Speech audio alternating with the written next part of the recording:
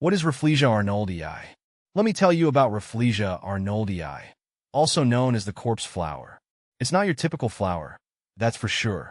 I actually had the chance to see one in bloom a few years ago while trekking through the rainforests of Borneo.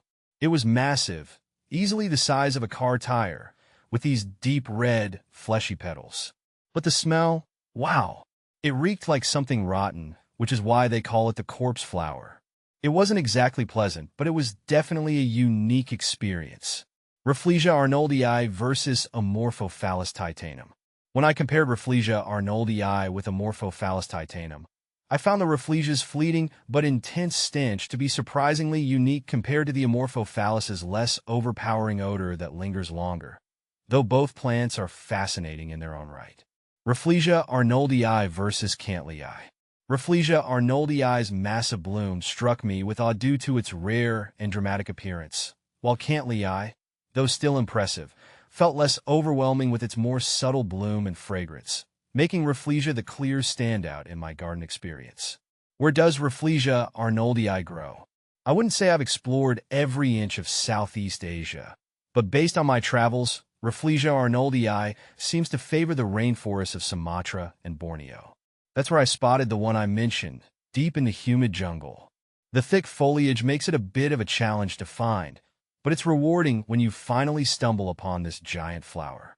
How big is the Rafflesia arnoldii? As I mentioned, the Rafflesia arnoldii I saw was enormous. Imagine a giant red beach ball, but instead of being inflatable, it had these thick, fleshy petals. It easily reached around 3 feet 1 meter in diameter, which is pretty incredible for a flower. It was definitely the biggest bloom I've ever seen in person. How to pronounce Rafflesia arnoldii?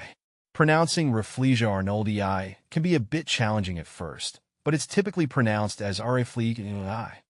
The emphasis is on the first syllable of each word, with a slight stress on the E sound in Rafflesia and the AR sound in arnoldii. Is Rafflesia arnoldii dangerous? While Rafflesia arnoldii is not inherently dangerous to humans, its habitat in dense, remote rainforests can present challenges and risks to those venturing into these environments.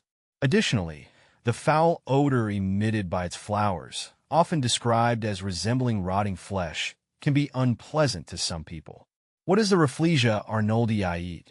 This fascinating flower actually doesn't eat anything in the traditional sense. Unlike most plants that use sunlight for energy, Rafflesia arnoldii is a sneaky trickster. It's a parasite, meaning it steals its nutrients from another plant. During my trek, the guide explained how Rafflesia arnoldii burrows its roots into a specific type of vine, leaching off the nutrients and water it needs to survive. Pretty clever, right? No muss, no fuss, just hitching a ride on another plant's hard work. How does the Rafflesia arnoldii survive?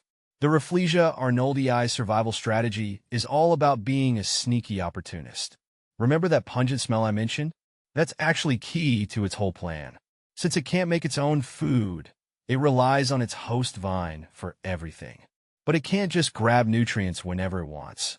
Here's the clever part. The stench attracts carrion flies, the kind that lay eggs on dead animals. Those same flies get fooled by the Rafflesia's rotting flesh odor and land on the flower. While they're exploring the corpse, they unknowingly pick up pollen. Then, they blunder off to another Rafflesia, unwittingly helping to pollinate it. So, the Rafflesia steals from its host vine for food and tricks flies into doing its dirty work of reproduction. Pretty ingenious, if not a little smelly.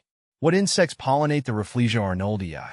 The flies that take center stage in the Rafflesia arnoldii's whole stinky scheme are carrion flies, particularly those in the Lacilia and Chrysomia genera.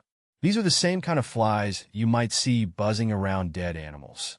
On my trek, the guide mentioned how the Rafflesia's rotten meat smell mimics the scent of a carcass, tricking the flies into thinking they found a prime spot to lay eggs.